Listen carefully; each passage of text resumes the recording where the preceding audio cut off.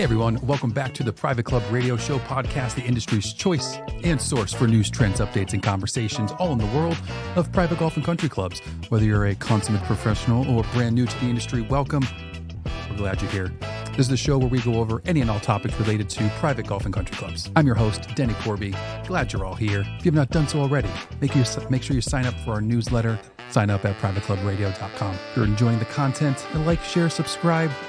Anything you can do to help move our channel and content forward means the world. In this episode, I get to chat with the general manager of the Country Club of Detroit, Craig Cutler, and we go deep into him, his history, and the amazing history of the club there.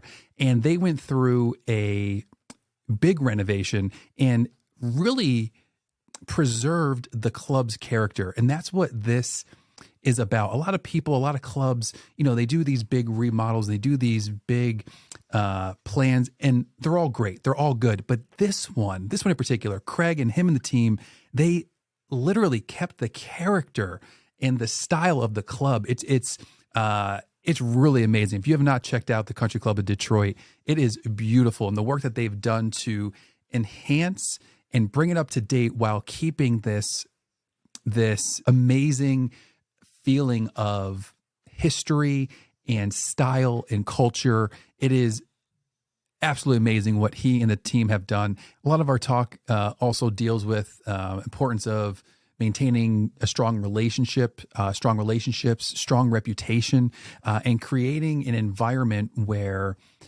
staff and members feel cared for and they feel taken care of. And that's probably been a common theme through a lot of our recent episodes and just chats. And even though it's always touching on different things in different areas, it boils back to the staff, the people being taken care of, the feeling of being taken care of. And what I like as well is Craig and I also chat about the value of resilience and learning from failures, especially in the hospitality industry. But it's a really great episode. I've loved chatting with Craig, and I know you will too. Before we get to the episode, quick thank you to some of our show partners, Kennis Member Vetting, membervetting.com. If you are not updating or thinking about updating your current member vetting process, head on over to membervetting.com.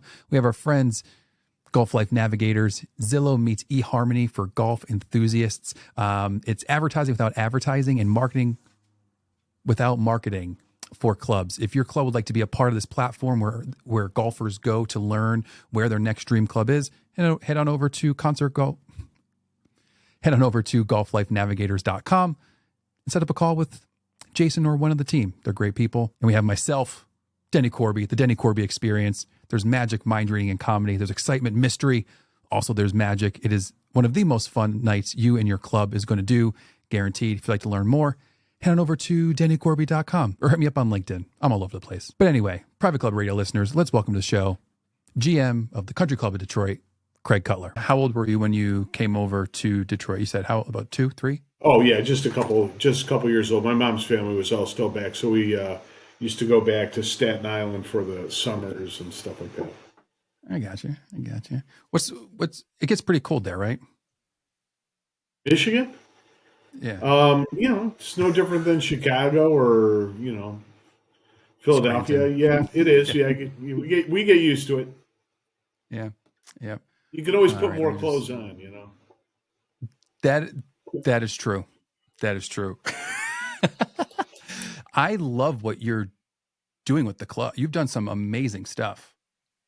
It's a great property. It's a classic, old American club, been around since incorporated in 1897, in our current clubhouse since 1927. It was really just bringing it modern amenities to a beautiful old club. Gotcha. And keeping the character of it, that was the challenge. Which I think you did very well. Because when we talked, because I think everybody goes, "Oh, we like to keep the character," and you were like, "Oh, we kept like the style and all." And like you hear everyone go that, and you're like, "Oh, okay." You did it very well. Like when you sent me all the photos and everything, it was very tasteful. Like it wasn't like you walk in and you can tell it was how do I phrase? You can tell it was a very conscious decision, and it wasn't one of those choices where it's like, okay, how do we save as much money and not Mm. change as much while still making it like you did a very good job of keeping the aesthetic as just like you said, keeping that character. And I'm just looking through like the photos again now. Like it's so cool. Like it looks like a world renowned resort. It looks so good. Sure. Well, kind of is. The club, the our current clubhouse was completed in 1927, and there you've got Art Deco, you've got the arts and crafts movement, and then in a Tudor revival building. It started off really good. You just had to stick true to what was best about it. And I think if you don't, and you don't have the right partners when you're doing improvements who understand and really have a vibe for your place, you're going to end up going back, and you're going to have to spend the money you don't want to spend eventually. And I just it's better to I we've always waited. If we needed another year, if we needed to raise more cash, if we needed to wait and dedicate more money from the capital budget, we waited. If it took another year, it took another year. If it took another 2 years, it took another 2 years. But what was important was getting the result right. And what we're looking for here is kind of what you reacted to, which is that feel. And so we try to use period finishes. It could be 27. When you come in here without the asbestos and the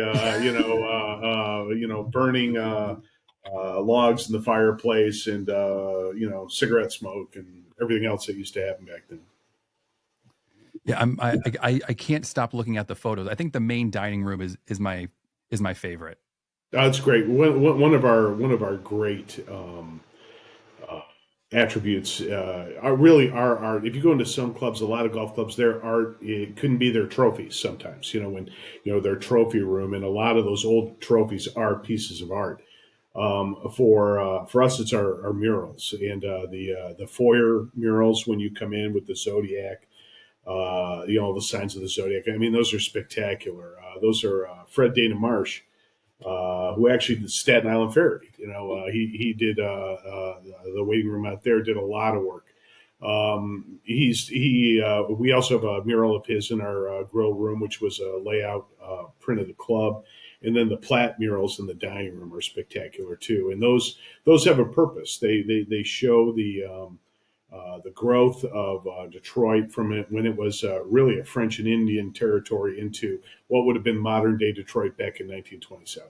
And you have to take a few, like let's go back a little bit. You have an interesting step into the club. Like, how did you even get started in the club and hospitality space?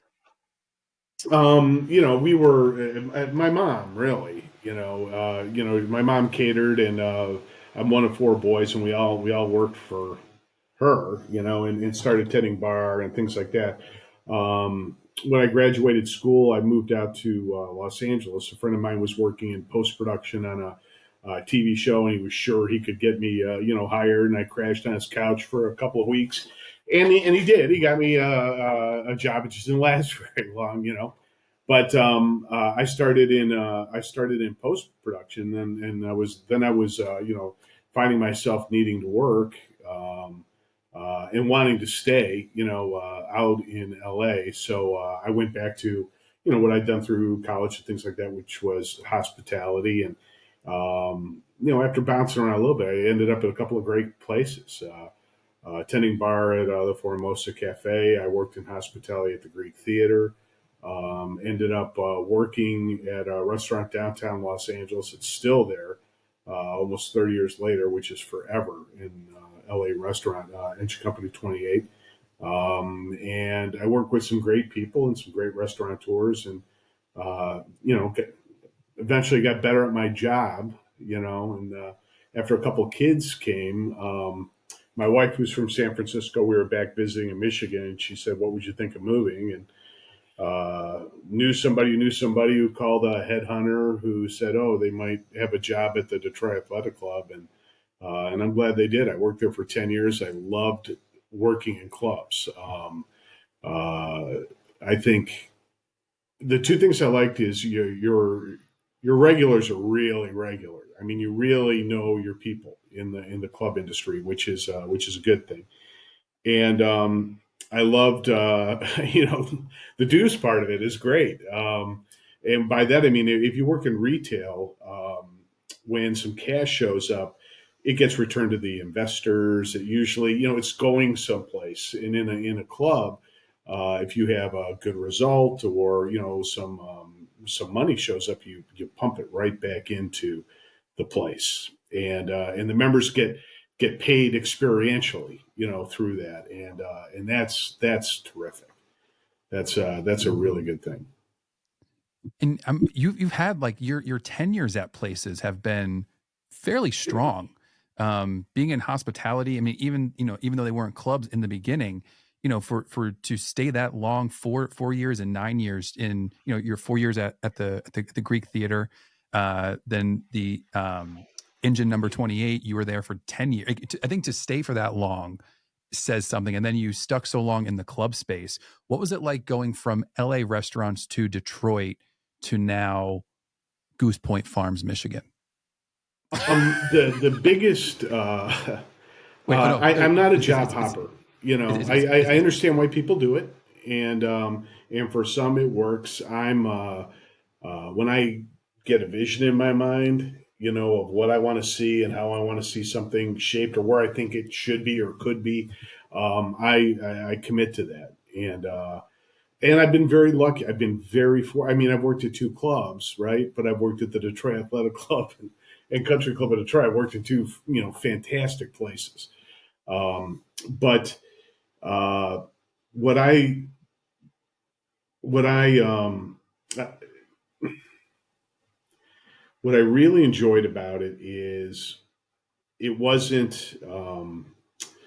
Uh, what got me back to the market was wanting to be, close to family and things like that. yeah. And what kept me was not just it wasn't just food service at the Detroit Athletic Club. When I was working down there, there was a vision, and they were working very hard to execute it. And it was not just the growth of the club, the restoration of the facility, the really overall improvement of Detroit. They were part of that. The club was committed to that, and all of those things were happening at once. And I was able to work with I think one of the best people in our business in a long, long time. Ted Galleri, and the other department leaders too. I came back to work in the dining room. Did that for a couple of years. I worked in banquets. I've never done banquets before, but the year I did, we had uh, in you got to remember the DEC's right across the street from both the baseball field and the football where the Lions play. But we had the NCAA tournament that year. The Super Bowl was that year, and the Tigers went to the World Series. I mean, it was incredible banquet year. I got to learn a lot. Um, and then came the time. It's like, well, let's see if you can do it yourself. And job opened up in my market, and the previous managers I think had made some strides in getting the club where it needed to go. And I after touring the place, I could see it finished when I was looking at it. 12 years ago now. I could see what it was gonna look like, and we've been on that path. Are there any lessons or things that you learned from your mom that you still have with you today that's brought you, that's woven through your career in hospitality? My mom was always worried about her company's reputation. She was that was the biggest thing. If you had to put a little something extra in, but you wanted to make sure that everybody was taken care of and speaking well of you at the end of the day. And I think that's really important in any business, not just hospitality. If you're going to stick around for a time, it's because you do a good job and your people feel taken care of, and they tell everybody else about you. So I think that's a big thing. Um, creating creating an environment where people will stay. I'm not a big, if you come over here, the members know me because I've been here a long time. But the department leaders, our chef, our assistant general manager, our chief agronomist, our pro, our director of rackets, they really take the lead. I mean, they're more out front, I would say, than I am. And I think my job is to really uh, help them achieve their goals, and and help them their development and their career and everything else. And that's worked out real well. And that's just a style thing, but that's worked out real well for me. And we've been able to keep our team together for you know better part of 10 years. We've got an outstanding chef in Brian Beeland. One of the what I think 60 or 70 master chefs in the country, and he's been here 20 years. We've been very fortunate to keep him here that long. We hired some great top assistants that are now very accomplished, recognized professionals in their position. And that's been very gratifying. What's it like getting the position of general manager at Country Club of Detroit? And did you plan on going there? Like, was that, because No, it looked like, were you on your way to GM of the DAC, or like what was well, that change like? you never know. You never know. I mean, I could have spent my whole career at the Detroit Athletic Club and been very satisfied. It's one of those places that I I don't know anyone that's spent any kind of time there that just doesn't speak well of the experience, even though you work your tail off. But it's a great experience. No, I didn't plan on. I didn't know what I was going to do. I've never really looked that far ahead. I've never considered concerned myself that much with what's coming next. Interesting. For someone who loves tenure. Again, I like who I work with, and I like who I work for, and I like where I work at. And I think a Yeah. lot of people you can bounce all over the country and never have any of those. So I don't know. That's what works for me. No. That's Yeah. what works for me. And to create that environment where people want to say to be able to keep it fresh, I think is the most difficult thing.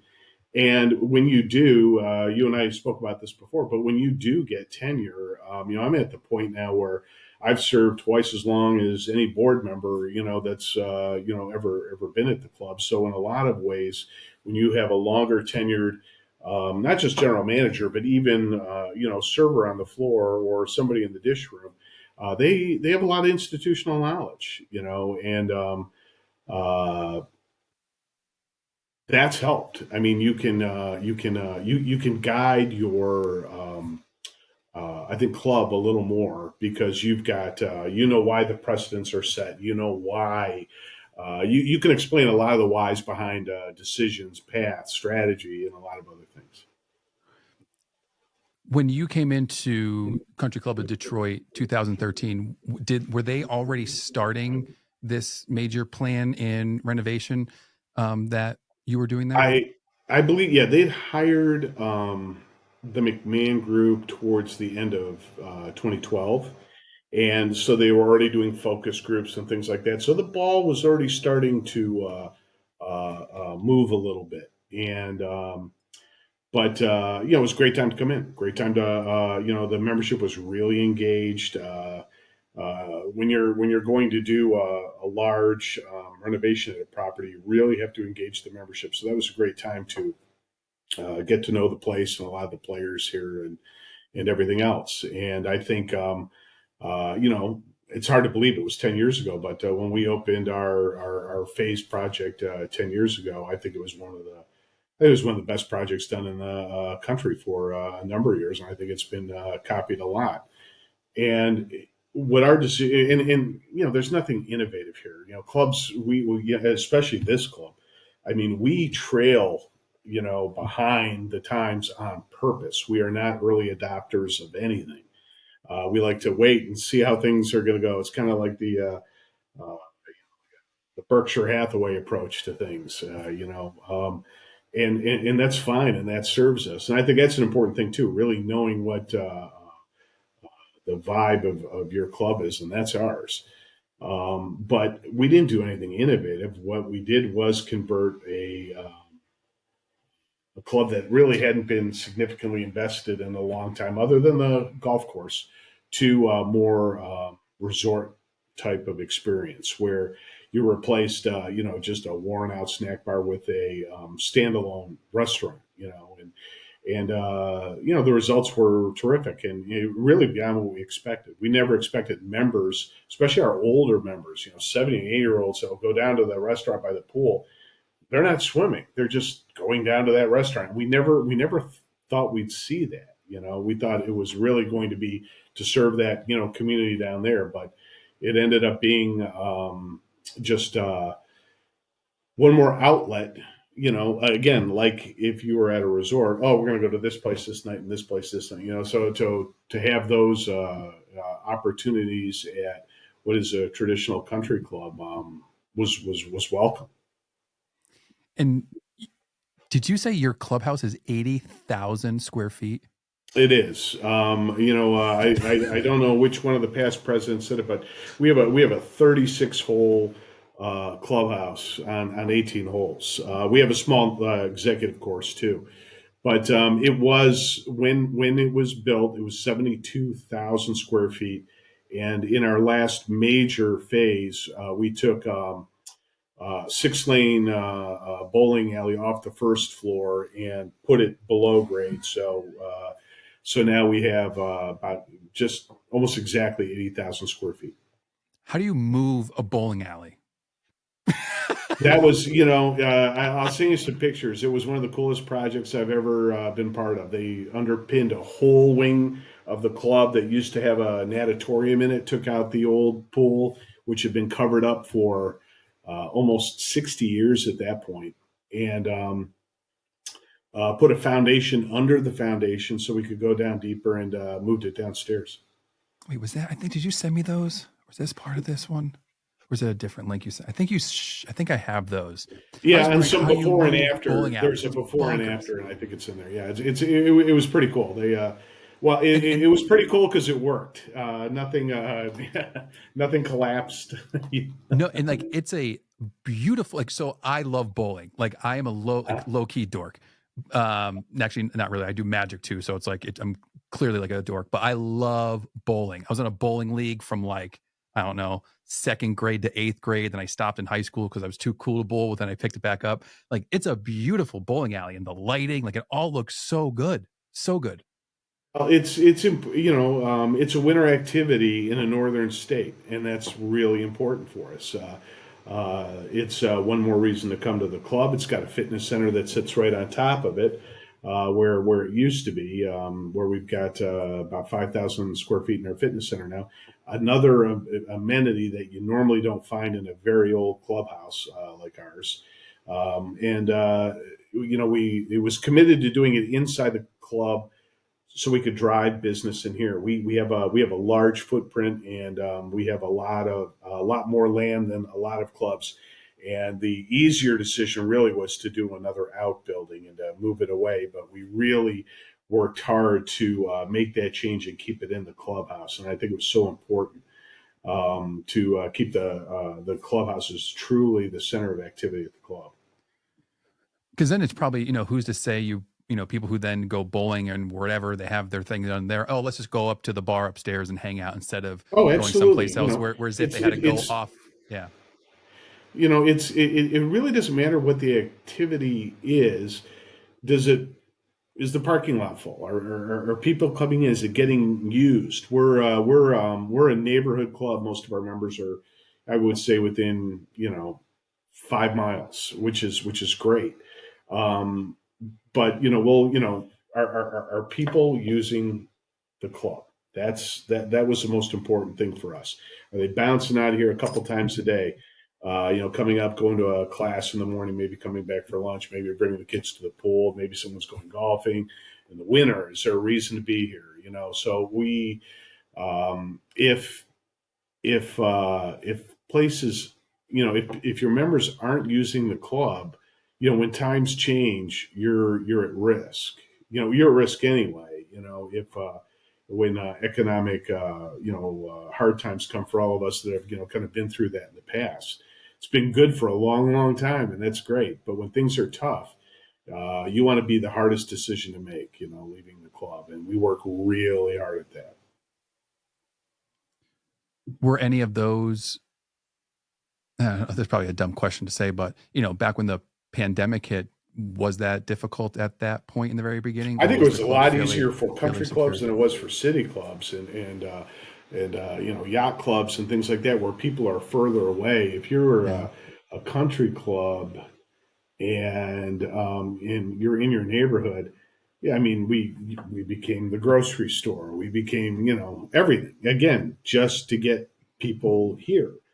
And they were to maintain that connection. If your member's 25 miles away, or 15 to 25, that's a hard thing to do. Yeah. But when you're in their backyard, it was very easy. I think everybody got probably more credit than they deserved during those times. You didn't have to do much to really please people, but we did a lot of the same thing everybody else did, and it really resonated. How many staff do you have? We're right around, I'd say about 165 FTEs off season. But if you add up the contract employees and everything else, and I'm including caddies, yeah, in that during the summer, we get 4 to 450 Yeah. during the summer. We run a day camp. We have a very robust caddy program where we'll have probably starting at the beginning anyway, probably about 120 caddies. So Yeah. Yeah. For that big of a place, I think I maybe expected a little bit more, but how often is most of the 80,000 square feet being used or utilized? well, in this time of year, in summer, it's mostly dining, Yeah. and things like that. And people in and out of the locker rooms.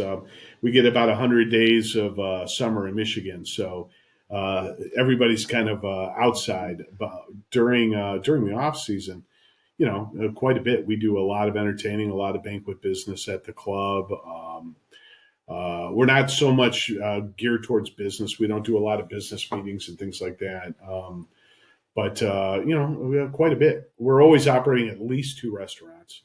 Finer dining and a casual option.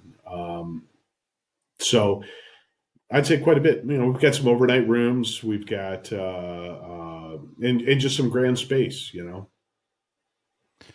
Throughout, whether it was the DAC here at the Country Club of Detroit or any of your other positions, are there any programs? Are there any initiatives that you came up with, implemented, you were a part of that you're really proud of? Um, well, there's a lot of stuff, but like I said, uh, I don't know that I've come up with anything. I might say, "Hey, let's try this," and and things like that.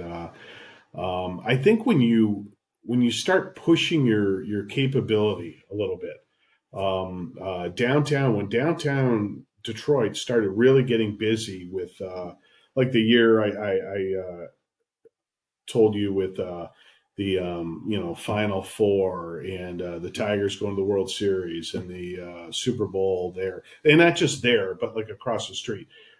When you become such a busy venue and you're used to a level of business, but when all of a sudden you're doing 2 and 3 times that level of business, it really pushes you to get better, to try to get a little innovative, to try to move things around. Though working through those kind of difficulties and kind of leaning into failures when they happen have been um, I think those are the things that really allow an organization to be transformative and to move from one level to another. When I started here, we weren't like busy that often, and when we did, we struggled through it. But then, as our revenue started to grow, as the membership started to grow, as usage started to really grow, I mean, 8 and 10% every year, year over year for almost 9 years. Yeah, it was like kind of Yeah. China growth when China was growing like that. I mean, it was a lot to manage, but it really forces you to get better. And because if in this business, if the membership starts feeling the pain of that growth, they're going to want to pull back on the throttle really quick because it's negatively impacting their experience. So I think the key to growth is to really lean in to try to manage it as well as you can, thinking a little forward and things like that in order to um, have it, not necessarily change the culture too fast, to change the experience too quick, or you're going to leave, you're going to leave some cash on the table. Oh yeah. How do you decompress?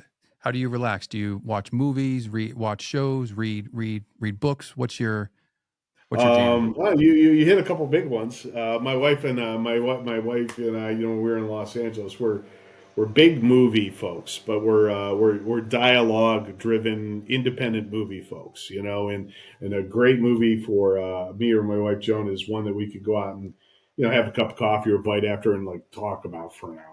That's the kind of movie we like. I love to read. I know. You know Ted, when I worked with Ted Galleri, he was always a big management book guy. Doug Yeah. Collins, great, and all that, and in a lot of great lessons in there. I prefer to learn those lessons from histories. So I'm a big reader, not a lot of novels, but mostly histories. But when I'm in my car, I have about a 30-minute commute. That's always books on tape, and that's usually where I do novels and things like that. And when I can get away, I love to fly fish. Oh yeah, we were talking about that earlier because you're asking me about PA. Like, oh, you fly fish? I'm like, no, I have friends who do. I You just got a lot of good you got a lot of good places in Pennsylvania for sure. so I've heard. So I've heard. Um, Anything else you want to add? No, I just I feel well. It was really nice talking to you. You as I think you well. do a really good job. But I like you know for people in this business, sometimes we get caught up. I don't know. I see some of our younger are not members, but managers sometimes where they get ground down a little bit, a little tired, and I think they hadn't had enough crappy jobs yet. Having a couple of tough places that you worked at, and I tell my kids at home and a lot of the young folks here, every place you work at is going to teach you either what to do or what not to do. And you need a couple of both really in your career to figure that out. I think working in clubs is in a lot of ways really the pinnacle of the hospitality industry, and I feel like I fell into it, but boy, am I glad 22 years later that I did.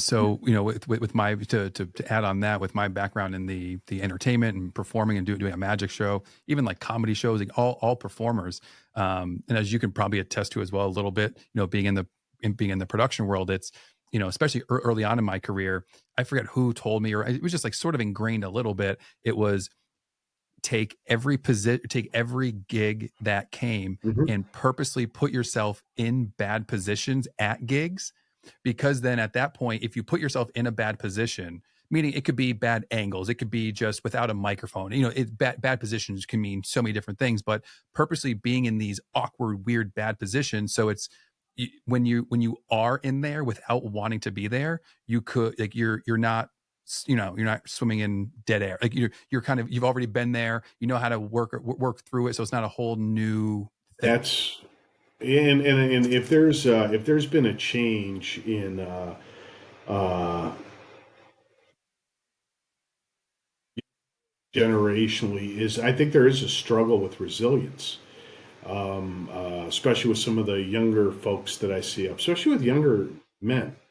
But that maybe that's just what I'm seeing in our market. But the what you just said, that's resilience, and failure is a great teacher, and and to get back up and to get through things. Sometimes the younger staff, or they think you just know all these things. No, I've suffered through these things in the past. Is more accurate. All right, sir. I want to thank you so much for coming on. Really appreciate it. Thank you for having me. It was a pleasure. Hope you all enjoyed that episode. If you did, like, share, subscribe.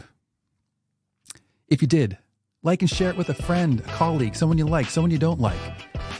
Sharing is caring. Rating means the world as well, along with a review. If you're enjoying the content, that's this episode. Until next time, catch you on the flippity flip.